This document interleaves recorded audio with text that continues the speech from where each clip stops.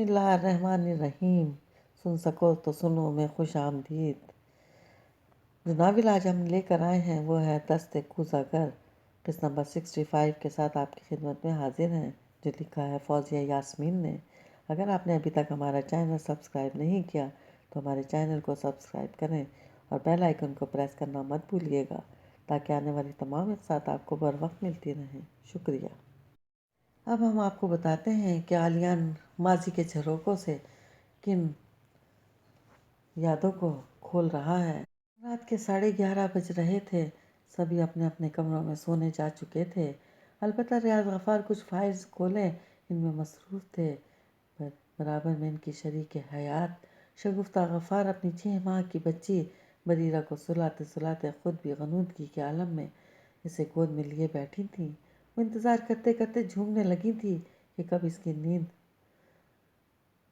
پکی ہو تو اسے کاٹ میں لٹا کر خود بھی بستر پر دراز ہو سکیں، کیونکہ فجر کے بعد سے پھر ان کی بھاگ دوڑ شروع ہو جانی تھی۔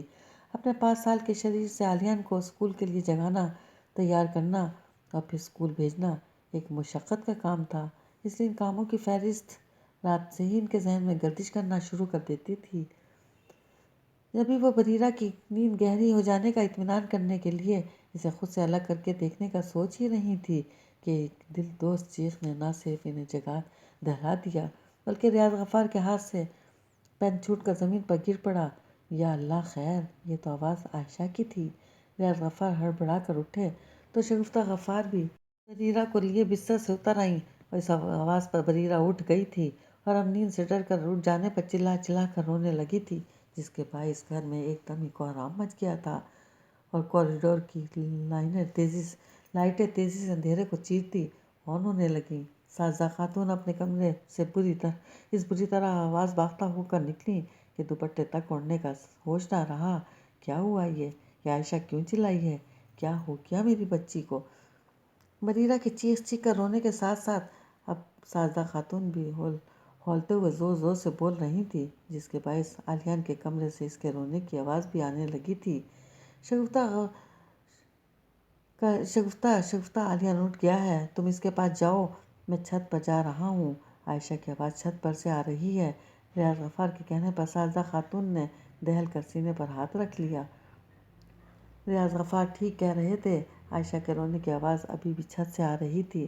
ریاض غفار کے منع کرنے کے باوجود ان کے سر سینے کی طرف بڑھ گئیں، البتہ شگفتہ غفار عالیان کے کمرے کی طرف دوڑ گئی تھی۔ ریاض غفار تقریباً دوڑتے ہوئے سیڑھیاں طے کر رہے تھے۔ ساجدہ خاتون ان کی رفتار کا ساتھ تو نہیں دے رہی تھی، مگر اپنی عمر اور صحت سے 10 گنا زیادہ ہمت کا مظاہرہ کرتے ہوئے وہ بھی تیزی سے ان کے پیچھے آنے لگیں۔ چھت پر پہنچ کر چھت کا دروازہ کھلنے تک عائشہ کے رونے کی آواز بند ہو گئی تھی، اس لیے چھت کی بتی جلاتے ہوئے بھی انہیں فوری طور پر عائشہ کہیں نظر نہ آئی۔ آواز باختہ سے ہو کر ادھر ادھر دیکھتے ہوئے اس کی نظر بالکل دوسرے سرے پر اوندھے منہ پڑی عائشہ پر پڑی تھی۔ دونوں تیزی سے دوڑتے ہوئے اس کے قریب آئے۔ ریاض غفار نے شانوں سے پکڑ کر عائشہ کو سیدھا کیا تو دہل دھک سے رہ گئے۔ وہ تو عائشہ کو زمین پر پڑا دیکھ کر بے ہوش سمجھے تھے، مگر وہ تو نہ صرف ہوش میں تھی بلکہ اس کی آنکھیں خوفناک حد تک پھیلی ہوئی تھیں۔ اس کی لمبی سیاہ زلفیں جو سہولج کے اس کے شانوں پر بکھری ہوئی تھیں اسے بہت بھیانک بنا رہی تھیں۔ ساجدہ خاتون کے قریب آنے پر جب عائشہ پر نظر پڑی تو خود بھی ڈر کر چیخ پڑیں۔ رات کی خاموشی اور چھت کا سنسان ماحول، اس پر اپنی جوان اور حسین بیٹی کا یہ حلیہ انہیں بری طرح ڈرا گیا تھا۔ وہ عائشہ کو پکارنا چاہتی تھیں مگر حلق سے آواز ہی نہ نکلی، بلکہ وہ بے ساختہ 2 قدم پیچھے ہٹ گئیں۔ ریاض غفار نے ساجدہ خاتون کا کترانا محسوس کیا تو عائشہ کو دونوں بازوؤں میں اٹھا کر تیزی سے اٹھ گئے۔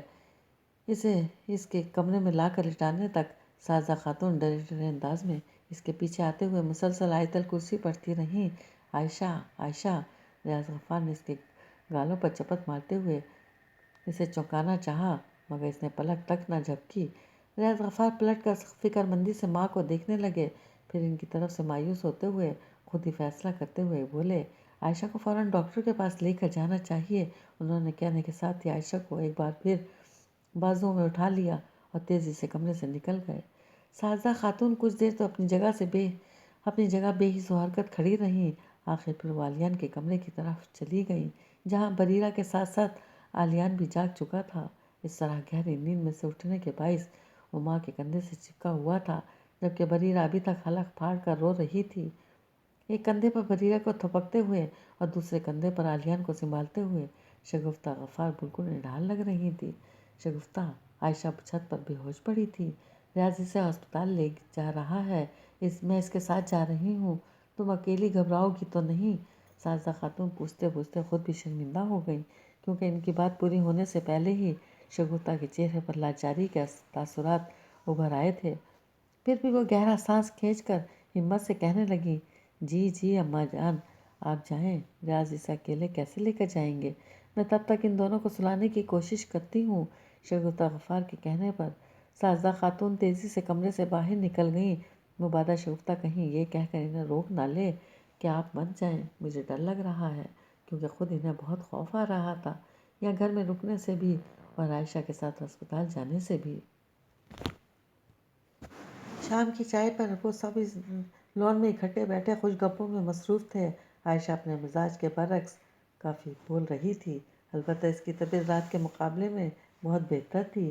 جب اچانک گھاس پر بیٹھے ڈرائنگ کرتے آلیان نے سر اٹھا کر وہی ذکر چھیڑ دیا جس پر بات کرنے سے ڈاکٹر نے سختی سے منع کیا تھا، اور منع کرنے کے باوجود بھی ظاہر بھی ہو گئی تھی۔ اس رات آپ کو کیا ہو گیا تھا پھپھو؟ ہلکے ہلکے انداز میں مسکراتی عائشہ کے چہرے پر ایک دم خوف پھیل گیا۔ اس نے انہی نظروں سے آلیان کو دیکھنے لگی، اور اس موضوع پر بات کرنے سے ہی عائشہ کی طبیعت خراب ہونے لگتی تھی۔ وہ سب کھل کر عائشہ سے اس موضوع پر بات نہیں کرتے تھے۔ بیٹا، پھپھو کی طبیعت خراب ہو گئی تھی، بس، شگفتہ غفار نے آلیان کو بہلاتے ہوئے جلدی سے کہا۔ مگر چوکیدار بابا تو کہہ رہے تھے پھپھو چھت پر پڑی تھی، رات میں تو چھت پر نہیں جاتے۔ عائشہ کے چہرے پر ایک رنگ آ رہا تھا اور ایک جا رہا تھا، جبکہ باقی تینوں لوگ، چوکیدار اور گھر کے دیگر ملازمین کے پیٹھ پیچھے کے تبصروں سے دل ہی دل میں پیچ و تاب کھا کر رہ گئے۔ شگفتہ غفار عائشہ کی حالت بگڑتی دیکھ کر تیزی سے اٹھتے ہوئے بولیں، چلیں آلیان، آپ فوراً اندر آ جائیں، ٹھنڈ پڑ رہی ہے، آپ یہاں بیٹھیں گے تو آپ کی طبیعت خراب ہو جائے گی، اور صبح آپ کو اسکول بھی جانا ہے۔ شگفتہ غفار تو جیسے تیسے اسے وہاں سے ہٹانے میں کامیاب ہو گئیں۔ ساجدہ خاتون کے لیے عائشہ کی توجہ اس موضوع سے ہٹانا خاصا مشکل تھا۔ وہ پھر بھی ناکام سی کوشش کرتے ہوئے ادھر ادھر کی باتیں کرنے لگیں۔ ان کی حسین و جمیل بیٹی کو اس کی عمر کی لڑکیوں کی طرح نت نئے کپڑوں اور جویلری کا بے پناہ شوق تھا، اور انہوں نے کبھی اس کے شوق پر اعتراض بھی نہیں کیا تھا۔ اپنی بیٹی پہن اوڑھ کر انہیں خود بھی اتنی پیاری لگتی کہ چاہتی تھیں کہ وہ ہر وقت ایسی ہی رہا کرے۔ پھر خود عائشہ نے بھی بے ہودہ فیشن نہیں اپنائے تھے، اور نہ ہی زیور اور کپڑوں میں بھی حد سے زیادہ تجاوز کیا تھا جو انہیں پابندی لگانی پڑتی۔ لہٰذا اس وقت بھی اس کے دھیان بٹانے کے لیے وہ اسے کپڑوں کی سیل سے متعلق بتانے لگیں، جس کا ذکر شگفتہ غفار نے ان سے کیا تھا، ورنہ انہیں خود تو خبر بھی نہیں ہوتی تھی۔ لیکن حیرت انگیز طور پر عائشہ کو اس میں ذرا دلچسپی نہیں ہو رہی تھی، بلکہ اس کے چہرے پر بدستور خوف کے سائے پھیلے ہوئے تھے۔ ریاض غفار بڑی گہرائی سے اس کا مشاہدہ کر رہے تھے۔ ان کی بہن خاصی شوق واقع ہوئی تھی کہ پچھلے کچھ ہفتوں سے اس کی ساری شرارتیں جانے کہاں کھو گئی تھیں۔ سب سے زیادہ پریشانی کی بات تو یہ تھی کہ ڈاکٹرز کی سمجھ میں اس کی بیماری نہیں آ رہی تھی۔ کل رات جب وہ اسے ایمرجنسی میں لے کر گئے تو ڈاکٹر نے اس کا پورا چیک اپ کر کے یہی کہا کہ وہ بالکل ٹھیک ہے۔ اس لیے ریاض غفار کو اب سوائے عائشہ سے بات کرنے کے اور اس مسئلے کا کوئی حل نہیں نظر آ رہا تھا۔ لیکن جب بھی وہ بات کرنا شروع کرتے، عائشہ کی حالت غیر ہونے لگتی۔ پھر آخر اس مسئلے کو حل کیسے کیا جائے، وہ تو کسی ماہر نفسیات کو بھی نہیں جانتے تھے۔ جس کے بارے میں پتہ تھا وہاں لے جا چکے تھے، اور اس کا کوئی فائدہ نہیں ہوا تھا۔ وہ عائشہ سے کچھ بھی بلوا نہیں سکتے تھے، بلکہ عائشہ کے دورے میں شدت آ گئی تھی، تو انہوں نے اس موضوع پر بات کرنے سے ہی منع کر دیا، اور عائشہ کو زیادہ سے زیادہ خوش اور مصروف رکھنے کا مشورہ دے دیا۔ لیکن وہ عائشہ کو مصروف رکھنے سے قاصر تھے۔ وہ بی اے کر چکی تھی، اور اب ایم بی اے کرنے کے لیے تیار نہیں تھی۔ گھر میں جو بھی چھوٹے موٹے کام وہ کرتی تھی وہ آج کل اس نے ترک کر دیے تھے۔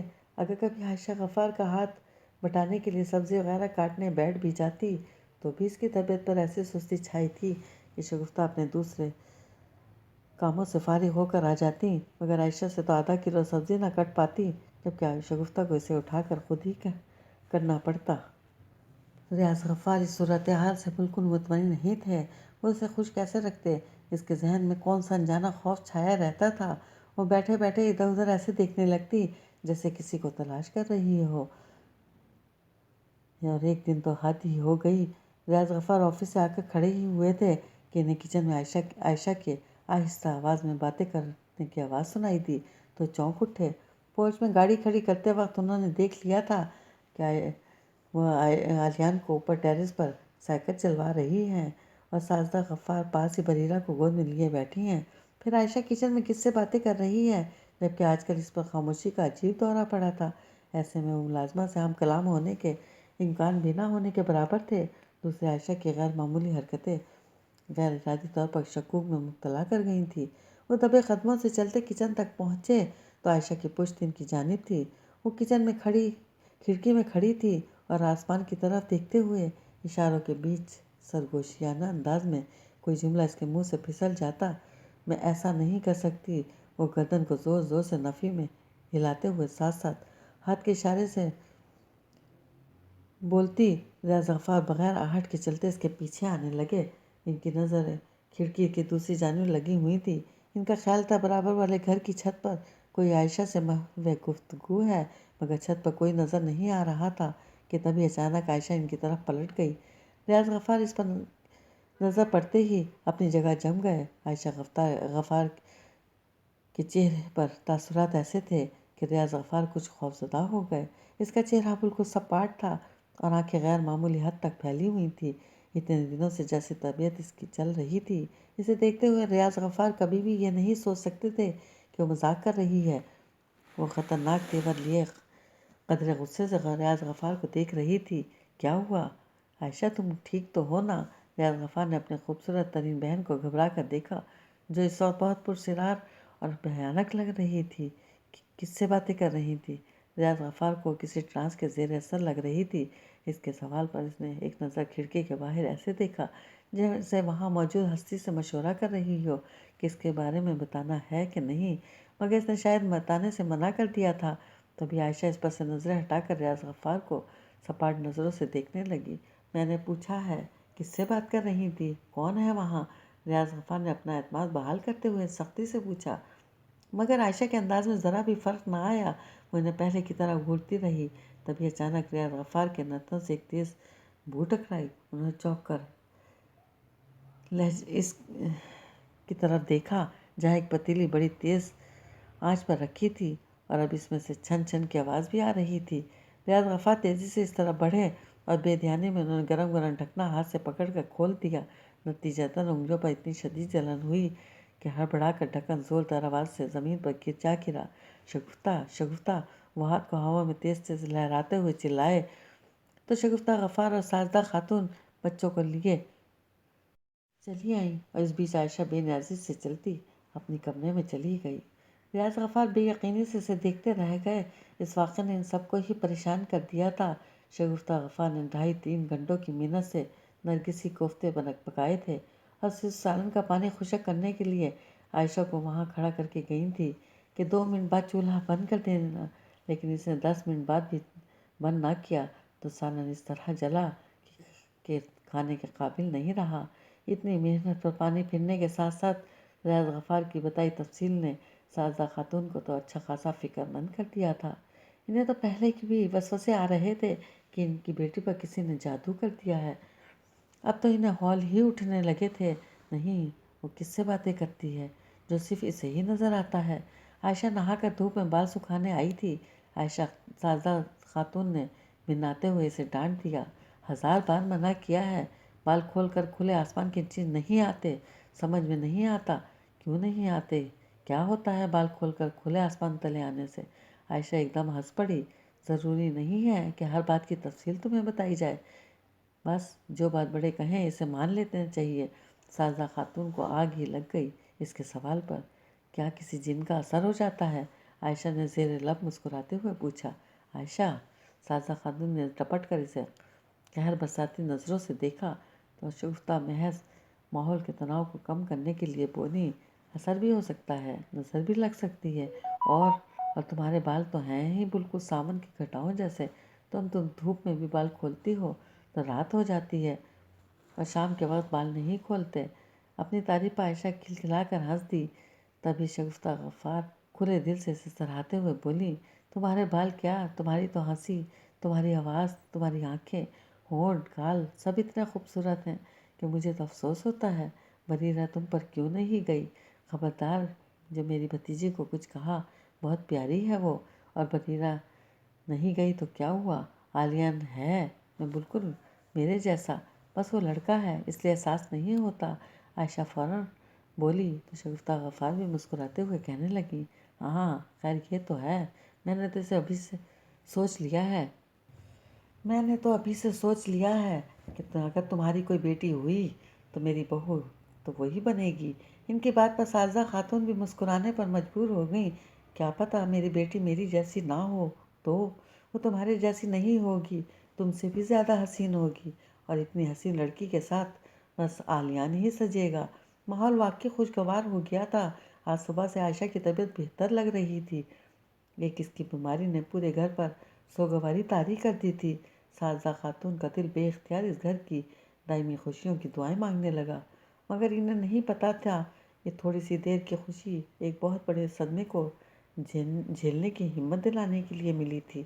شام کو ان کی ماسی نے عائشہ کی بابت پوچھا تو تیوریوں پر بر ڈال کر بڑی سختی سے بولیں، عائشہ کو کیا ہوا ہے، وہ تو بالکل ٹھیک ہے۔ باجی، برابر والے اختر صاحب کی ماسی پوچھ رہی تھی، تمہاری عائشہ بی بی چھت پر اکیلی کھڑی ہو کر کس سے باتیں کر رہی تھیں؟ اس پر سایہ ہو گیا ہے، اس کا علاج کراؤ۔ مجھے تو بڑا ڈر لگا اس کی بات سن کر۔ عائشہ بی بی کی بیماری تو میں دیکھ رہی ہوں، مگر جو ہوا سے باتیں کرتی ہیں یہ تو مجھے نہیں پتا تھا۔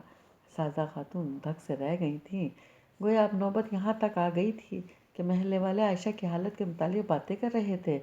ماسی تو بہت ہی خوفزدہ لگ رہی تھی، چہمہ گوئیاں کرتے نوکر بھی اب تو کھل کر بات کرنے لگے تھے۔ سازا خاتون کے ہاتھ پاؤں پھولنا شروع ہو گئے تو انہوں نے اسے بری طرح جھڑک دیا، بکواس بند کرو، کچھ نہیں ہوا ہے عائشہ کو، نہ ہی وہ ہواؤں سے باتیں کرتی ہے، اور خبردار جو آئندہ اختر صاحب کی ماسی سے ہمارے گھر کے افراد کے متعلق کوئی بات کی تو کام سے نکال دوں گی۔ باجی مجھ پر کیوں بگڑتی ہیں؟ جوان لڑکی پر سایہ ہو جائے تو اس کا علاج کرانا چاہیے، لوگوں کی زبان بند تھوڑی ہوگی، ایسے علاج ڈاکٹر کے پاس نہیں ہوتے۔ اختر صاحب کی ماسی بتا رہی تھی وہ ایک بزرگ کو جانتی ہے، وہ عائشہ بی بی کے سائے سے جان چھڑا سکتے ہیں۔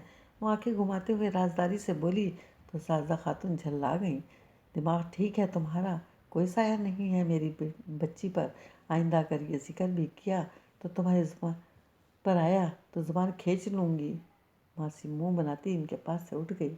اس کے سامنے تو سازا خاتون نے خود کو کمزور پڑنے نہیں دیا، ویسے بری طرح جھڑک دیا، مگر اس کے جاتے ہی ان کا پورا وجود پسینوں میں نہا گیا۔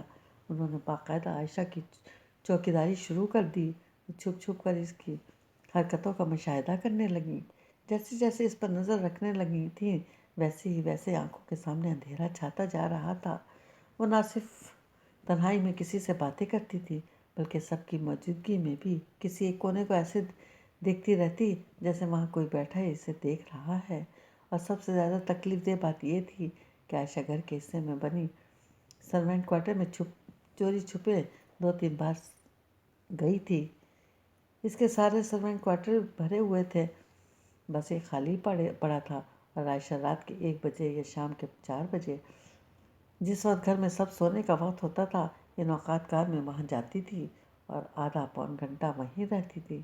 سازا خاتون انگاروں پر لوٹ رہی تھیں، ان کا دل چاہتا وہ بھی عائشہ کے پیچھے سرونٹ کوارٹر میں گھس جائیں، مگر ان کا اندرونی خوف انہیں ایک قدم بھی اٹھانے نہ دیتا۔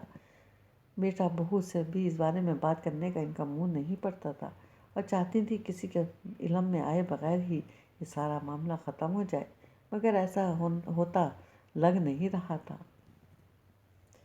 وہ رات کو دیر تک اپنے کمرے کی کھڑکی میں کھڑی اس سرونٹ کوارٹر کو دیکھتی رہتی۔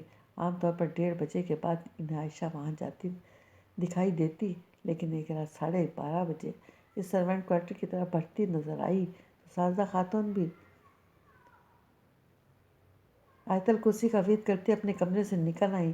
گھر سے باہر آتے ہی ٹھنڈ اور خنکی نے ان کے قدم اکھاڑنے چاہے، مگر وہ سناٹے اور تاریکی کو نظر انداز کیے دل کو کیڑا کرتی گھر کے پچھلے حصے کی طرف آ گئیں۔ سرونٹ کوارٹر کے دروازے کے سامنے پہنچ کر ایک بار پھر ان پر خوف طاری ہونے لگا، مگر انہوں نے آیت الکرسی پڑھتے ہوئے دروازے کا ہینڈل گھمایا تو وہ اندر سے بند تھا۔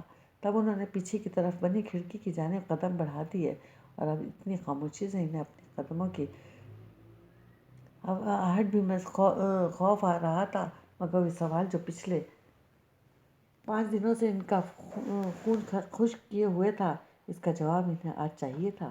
بندہ کس کے ساتھ ہے اور کیا کر رہی ہے؟ کھڑکی کے قریب پہنچ کر انہوں نے پٹ کو ہلکے سے دھکا دیا تو وہ چور کی آواز کے ساتھ ہی کھلتا چلا گیا۔ اندر سرونٹ کوارٹر میں بالکل اندھیرا پڑا تھا۔ سرونٹ کوارٹر میں 2 ہی تو کمرے تھے، ایک یہ جس میں کھڑکی تھی اور دوسرا وہ جس میں دروازہ کھلتا تھا۔ اس کے علاوہ ایک باتھ روم اور ایک کچن تھا جو ایک طرف بنے ہوئے تھے۔ ساجدہ خاتون تجویز کے عالم میں اندر دیکھنے لگیں، جہاں انہیں کچھ نظر نہیں آ رہا تھا۔ ان کی سمجھ میں نہیں آ رہا تھا انہیں عائشہ کو آواز دینی چاہیے یا الٹے قدموں یہاں سے لوٹ جانا چاہیے۔ تبھی انہیں کسی کے قدموں کی آواز سنائی دی، مگر یہ آہٹ زمین کے بجائے گھاس پر چلنے کی تھی۔ ساجدہ خاتون چونک کر اپنے اطراف دیکھنے لگیں، شاید سرونٹ کوارٹر کے دروازے کی طرف کوئی تھا، جو تیزی سے کھڑکی کے سامنے سے ہٹتے ہوئے دروازے کی سمت بڑھ گئی۔ کون ہے یہاں؟ ساجدہ خاتون نے کڑک دار آواز میں کہنے کی کوشش کی، ورنہ جتنا ان کا دل سوکھے پتے کی طرح کانپ رہا تھا۔ جب تک وہ دروازے تک پہنچی، کوئی ان کے پیچھے دوڑتا ہوا آتا محسوس ہوا۔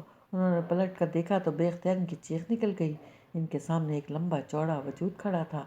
نیم تاریکی میں وہ اس کا چہرہ نہیں دیکھ سکیں۔ انہیں لگ رہا تھا وہ بے ہوش ہو جائیں گی۔ تبھی سامنے کھڑا شخص بڑی مانوس سی آواز میں بولا، بڑی میم صاحب آپ یہاں؟ مالی کی آواز پر ان کے اوسان کچھ بحال ہوئے تو چہرے پر آئے پسینے کو دوپٹے سے پونچھتے ہوئے بولیں، تم یہاں سرونٹ کوارٹر میں؟ کوئی ہے؟ تم ذرا پیچھے والی کھڑکی سے کود کر دیکھو۔ جی میم صاحب۔ وہ تیزی سے پیچھے کی جانب بڑھ گیا۔ کسی کی موجودگی نے ساجدہ خاتون کے ڈر کو قدرے کم کر دیا تھا، چنانچہ وہ ایک بار پھر دروازے کی طرف بڑھ گئیں اور دروازے پر پہنچتے ہی وہ بری طرح چونک اٹھیں۔ دروازہ نہ صرف کھلا ہوا تھا بلکہ اندر کی لائٹ بھی جل رہی تھی۔ ساجدہ خاتون دروازہ دھکیلتی فوراً اندر داخل ہو گئیں اور اندر جاتے ہی ایک بار پھر ان کا دل دھک سے رہ گیا۔ کمرے میں معمول سا سامان پڑا تھا، جیسے ایک چرپائی، ایک موڑھا وغیرہ۔ وہیں اس خستہ حال موڑھے کے اوپر عائشہ گم سم سی بیٹھی ہوئی تھی۔ عائشہ! ساجدہ خاتون نے آگے کچھ بولا ہی نہیں گیا، تبھی پچھلی کھڑکی سے مالی کود کر اندر آ گیا اور جیسے ہی اس کمرے میں داخل ہوا، عائشہ کے سامنے دیکھ کر حیران بن گیا۔ عائشہ! ساجدہ خاتون نے دوبارہ اسے پکارا تو خالی خالی نظر سے انہیں دیکھنے لگی۔ بی بی جی آپ یہاں کیا کر رہی ہیں؟ مالی کی سمجھ میں نہیں آ رہا تھا۔ آدھی رات کو ساجدہ خاتون اور عائشہ یہاں آ گئی تھیں اور دونوں کے رویے ظاہر کر رہے تھے کہ وہ یہاں ایک دوسرے کی موجودگی سے بے خبر ہیں۔ عائشہ مالی کے سوال پر بھی کچھ نہیں بولی، جبکہ ساجدہ خاتون کی پشت کی جانب باتھ روم کے دروازے کو عجیب سی سے دیکھنے لگا۔ انہوں نے ذرا مڑ کر آنکھوں سے دروازے کی جانب دیکھا جو کہ بند تھا۔ کیا بات ہے؟ مالی پریشانی سے ان دونوں کو خاموشی سے دیکھنے لگا کہ کوئی بات نہیں ہے۔ ساجدہ خاتون مالی کی موجودگی میں مزید کوئی تماشا نہیں کرنا چاہتی تھیں، جبھی عائشہ کے نزدیک آ کر اس کا ہاتھ پکڑ کر اسے اٹھانے لگیں۔ چلو عائشہ اپنے کمرے میں چلو۔ عائشہ مشینی انداز میں ان کے ساتھ چل پڑی۔ فہیم کھڑکی اور دروازے کو اچھی طرح بند کر دو، ساجدہ خاتون نے حیران پریشان کھڑے مالی سے کہا اور سرونٹ کوارٹر کے دروازے کی جانب بڑھ گئیں۔